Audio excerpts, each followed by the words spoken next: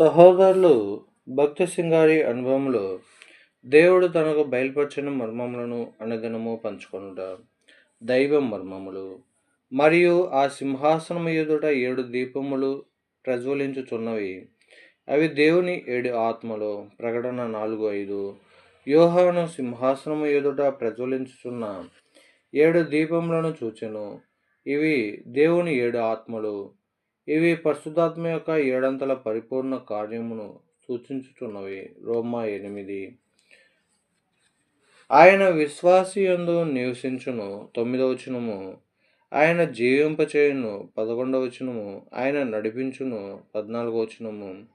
దేవునిని తండ్రి అబ్బా అని పిలుచున్నట్లు మనకు స్వీకృత పుత్రాత్మను ఉండును. 15వ వచనము. మనము దేవుని పిల్లలమని మన హృదయంలో సాక్ష్యమించును. 16వ వచనము. దేవుని చిత్త ప్రకారము మన కొరకు ఆయన విజ్ఞాపన చేయను. 27వ వచనము.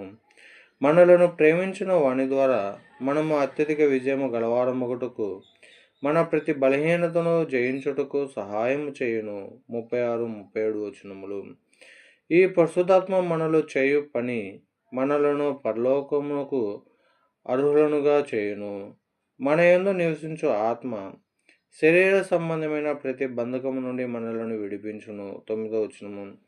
జీవింపచేయు ఆత్మ మరణమును జయించును. 11వ వచనము. నడిపించు ఆత్మ మనలను దినదినము నడిపించును. 14వ వచనము.